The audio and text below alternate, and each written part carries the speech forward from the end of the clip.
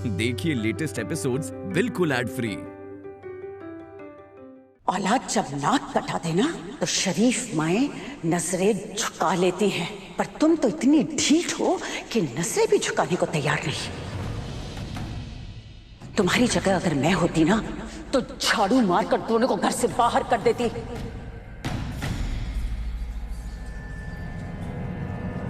जिस गम ने तुम्हारी सारी जिंदगी तबाह कर दी,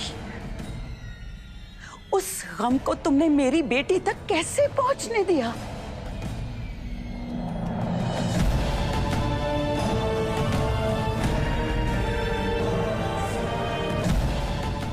कसूर सिर्फ तुम्हारे बेटे का नहीं, तुम्हारी तरबियत की नाकामी है ही ना। ये तुम्हारी परवरिश है। अगर उसमें खोट नहीं होती ना तो तुम्हारा हैदर दूसरा निकाह नहीं करता।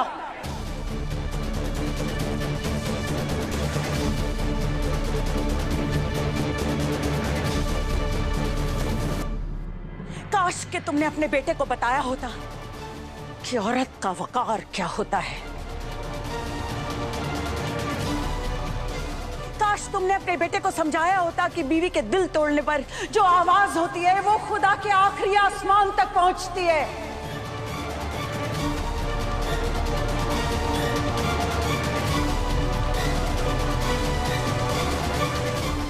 काश तुमने अपने बेटे को समझाया होता कि किसी मोहब्बत करने वाली के दिल को तोड़ना गुनाह है। काश तुमने अपने बेटे को समझाया होता कि मोहब्बत के बदले में मोहब्बत दी जाती है, घाव नहीं।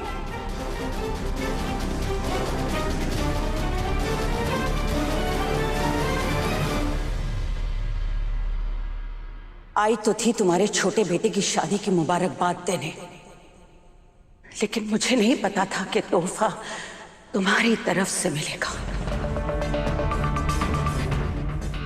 तुम लोगों ने मेरी बच्ची के साथ जो सुलूक किया है ना, खुदा न करे ऐसा किसी दुश्मन के साथ भी हो, है ना बेगम? मगर एक बात कह देती हूं, तुम और तुम्हारा ये बेशर्म बेटा दुश्मन से भी बदतर हो तुम।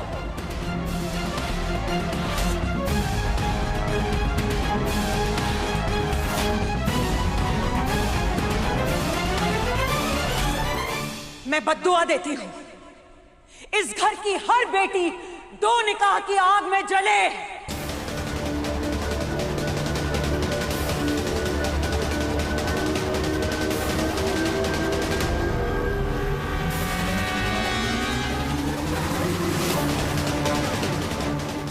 जो पहाड़ मेरी बेटी पर टूटा है उसका बोझ इस घर की हर बेटी के कंधे पर आए।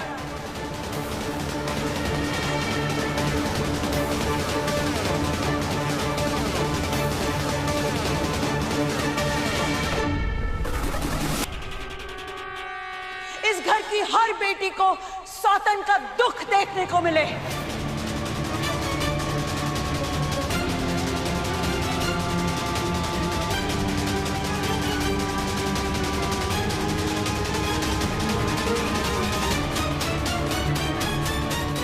मेरी बेटी को तड़पाने वालों, तुम सब भी मेरी तरह तड़पोगे।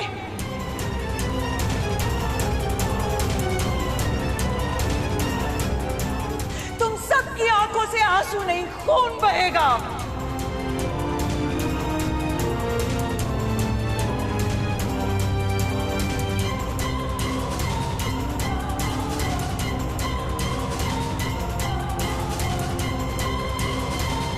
या अल्लाह रहम, हमीदा बाजी के दिल से निकली बद्दुआ की आग हमारी बेटियों के मुस्तकबिल को जला के राख ना कर दे।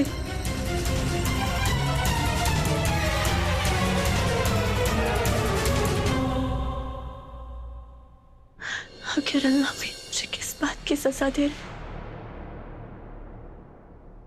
किस गुनाह की सजा दी तुमने मेरी बेटी को? क्या कसूर था मेरी दुआ का जो तुमने उसकी हंसती खेलती जिंदगी में जहर खोल दिया? सबको पता चलेगा जब यही जहर तुम्हारी बेटियों के सामने आएगा।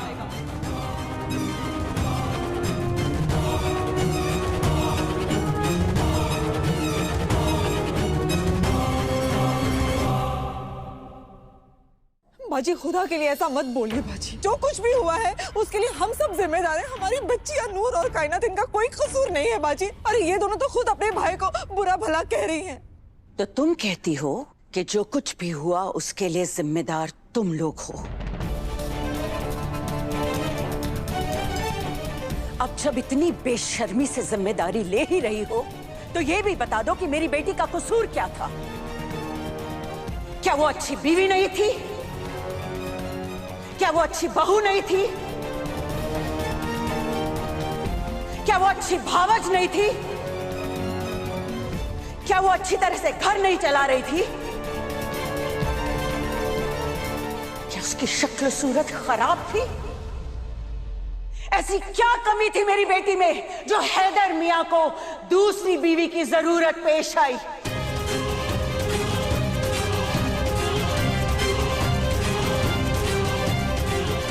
जवाब दो।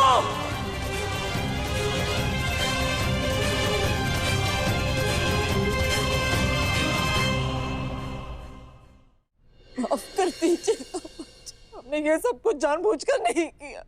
हम सब दुआ से बहुत प्यार करते हैं बाजी। प्यार? तुम लोगों से प्यार की उम्मीद नहीं की जा सकती, क्योंकि भिखारियों से भीख नहीं मिलती गुलनाज। माना कि तुम्हें मेरी बेटी की कदर है, पर अब उसका क्या फायदा? जिसके साथ वो जिंदगी बसर करना चाहती थी उसने तो दगा दे दी ना।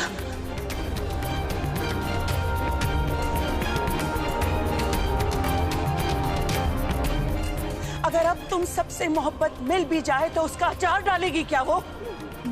बाजी बस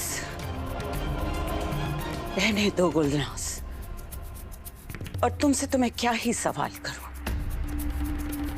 तुम तो खुद उस गुनाह का नतीजा हो जो हैदर मियां ने आज दोहराया है।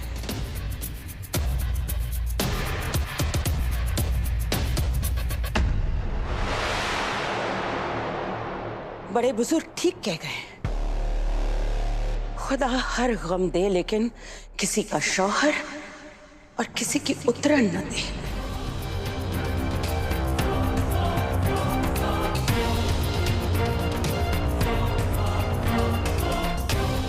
तुम तो इस दुख से वाकिफ हो ना गुलनाज, चाहे सौतेली ही सही, इस बेशर्म हैदर की मां तो हो ना।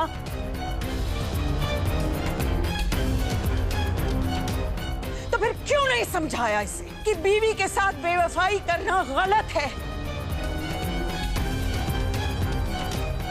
क्यों नहीं बताया इसे कि जिसने इस पर अपना सब कुछ वार दिया उसके साथ नाइंसाफी कर कर इसके लिए दोज़ख के दरवाजे खुल जाएंगे?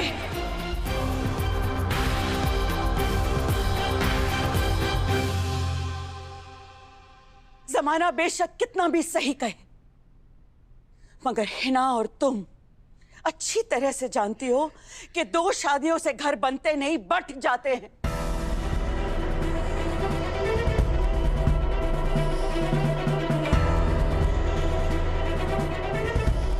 दो शादियों से दीवारें खड़ी हो जाती हैं, न सिर्फ दिल में बल्कि घरों में भी।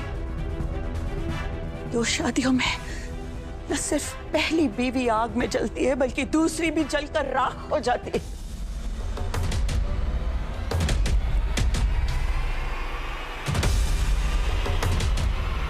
तुम अच्छी तरह से जानती हो गुलनाज, 2 शादी एक ऐसा छुरा है जिसकी नोक दोनों तरफ है, जिसमें दोनों बीवियां जख्मी होती हैं।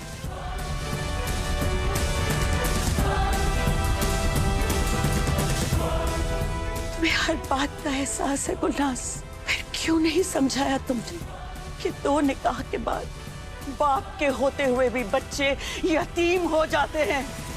एक बच्चे से उसके बाप का साया, एक बच्चे की अम्मी के चेहरे पे उसकी हंसी, सब कुछ तो ले लिया आपने, कुछ और बाकी है अभी।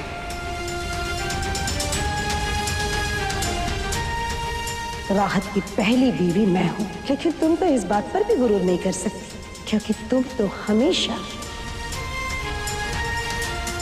दूसरी ही रहोगी। ऐसे तो बड़ी कैंची की तरह जुबान चलती है गुल्लू की। अब देखो हमीदा के सामने संग लग गया।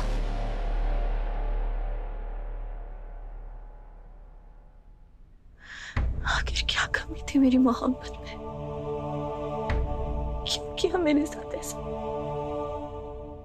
हैदर की हरकत पे हम बहुत शर्मिंदा हैं। आपने तो आंखों में आंसू ही ला दिए भाईजान। सच में मैं बहुत शर्मिंदा हूँ बाजी। आप क्यों शर्मिंदा हो रहे हैं? वो कहते हैं ना, माँ पर पूत, पिता पर घोड़ा, बहुत नहीं तो थोड़ा थोड़ा।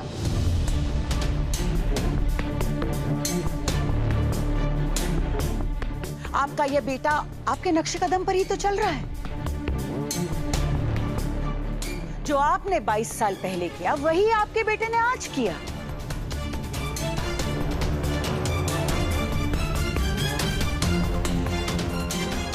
ये तो इस घर की रिवायत है, नहीं?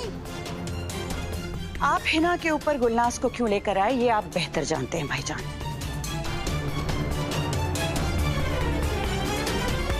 मैं सिर्फ इतना पूछती हूं, मेरी दुआ में ऐसी क्या कमी थी कि आपका ये बेटा उसके ऊपर इस लड़की को लेकर आ गया?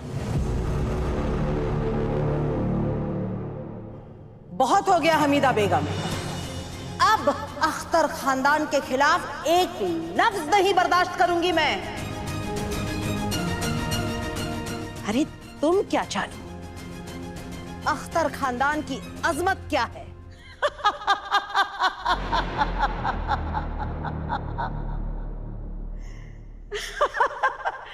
खानदान और अजमत? खूब मालूम है जन्नत की हकीकत पर दिल को खुश रखने के लिए गालिब ख्याल अच्छा है।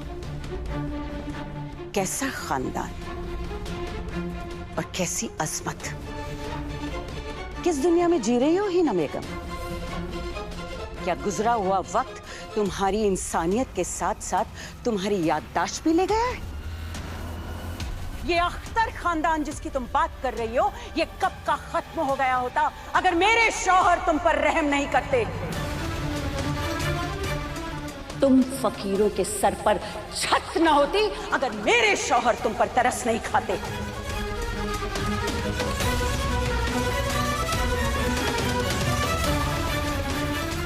अब बात छिड़ ही चुकी है तो सुनने की हिम्मत भी रखो। ये लखनवी कारीगरों का बनाया हुआ जोड़ा पहनकर चहक रही हो ना, तुम्हें तो टाट के 2 टुकड़े भी नसीब न होते हिना बेगम। तुम्हारे शौहर ने शायरी और आशिकी के सिवा किया क्या है?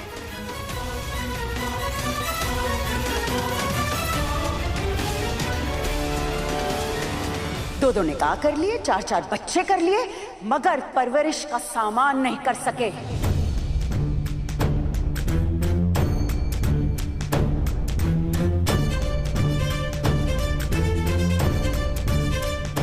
भूखे मर जाते आप सब, आपका ये घर बिक जाता। याद करो वो दौर हिना बेगम जब तुम्हारे पास पहनने के लिए 2 जोड़ी कपड़े भी नहीं थे। उस वक्त किसने सहारा दिया तुम्हें? मेरे शौहर ने।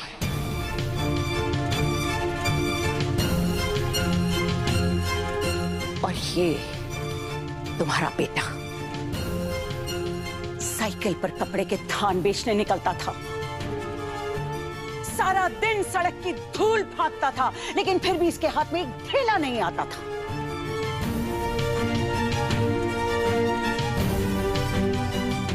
जब सारी दुनिया ने इसे ठुकराया तब मेरे शौहर ने इसे अपनाया।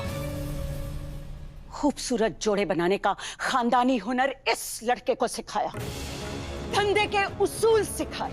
तुम्हारा ये बेटा कांच का टुकड़ा था, मेरे शौहर ने इसे तराश तराश कर हीरा बनाया।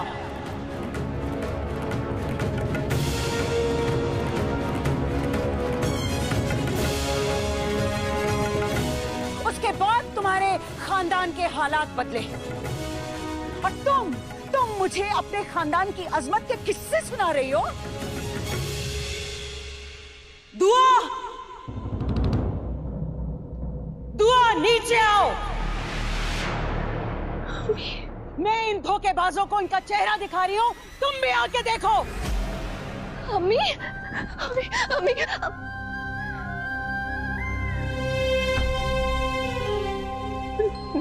नहीं, मैं अम्मी को क्या मुंह दिखाऊंगी? मेरी दुनिया उजड़ गई, मेरा सब कुछ बर्बाद हो गया। नहीं, मैं कहीं नहीं जाऊंगी, मैं कहीं नहीं।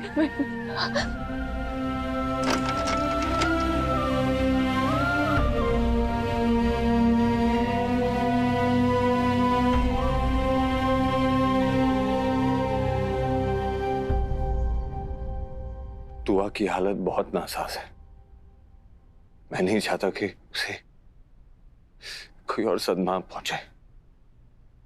मेरी बात समझने की कोशिश कीजिए। जैसा आप सोच रही हैं वैसा बिल्कुल दूर रहो मुझसे।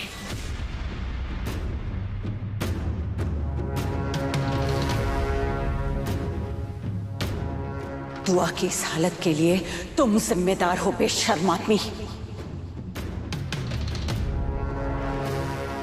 खुद आग लगाकर आग से जल जाने का अफसोस कर रहे हो। दुआ हमेशा हफीज को कहती थी, अपने बहनोई जैसा बनो, हैदर जैसा। मगर मैं कहती हूं कि मर जाना पर हैदर जैसा मत बनना।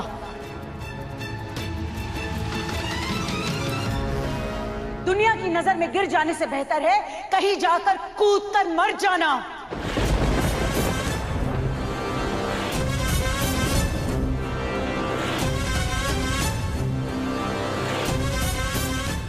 एक नेक, शरीफ, वफादार बीवी की बद्दुआ सिर्फ शौहर को नहीं लगती, उसकी कीमत आने वाली 7 पीढ़ियों को चुकानी पड़ती है।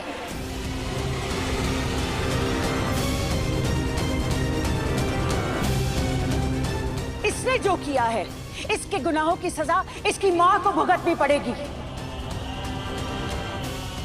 इसकी बहनों को इसके किए का कफारा अदा करना होगा।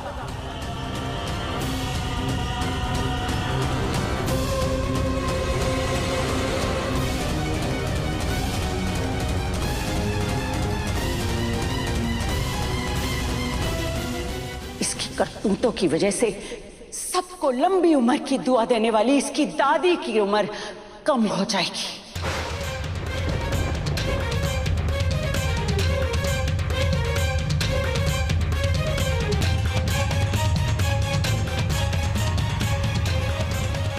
खुदा ऐसों को नहीं बख्शता है। ऐसे लोग कहीं के नहीं रहते। इस इंसान को इसकी बीवी की बद्दुआ लगेगी और ये फना हो जाएगा।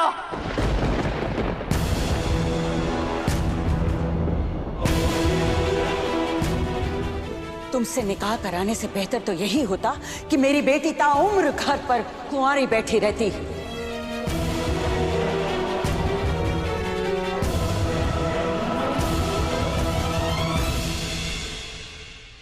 बस बहुत हो गया।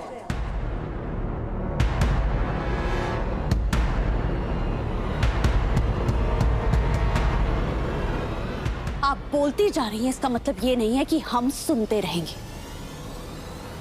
अब मैं अपने शौहर और अपने खानदान के बारे में एक और लफ्ज नहीं सुनूंगी।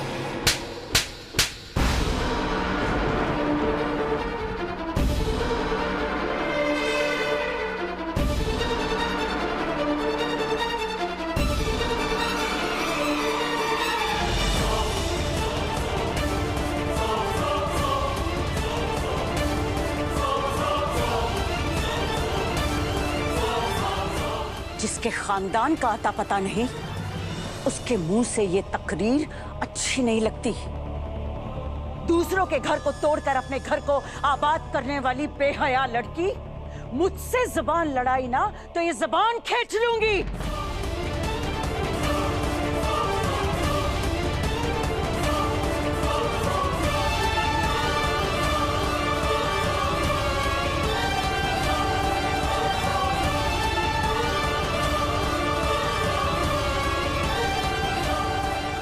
मुझे तो किसी जाविये से तहसीब याफ्ता नहीं लगती है। बहुत सुन चुकी हूं तेरे बारे में। मेरी बेटी की दोस्त बनकर आई थी ना, और उसी का घर तबाह कर दिया।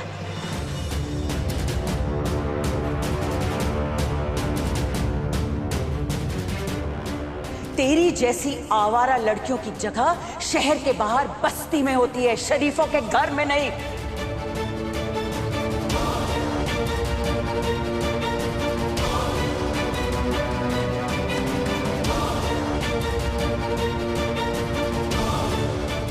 अरे कोई रोको इसको। अगर हैदर के जज्बात में उबाल आ गया तो मुझसे किया वादा भूल जाएगा और हकीकत बता देगा।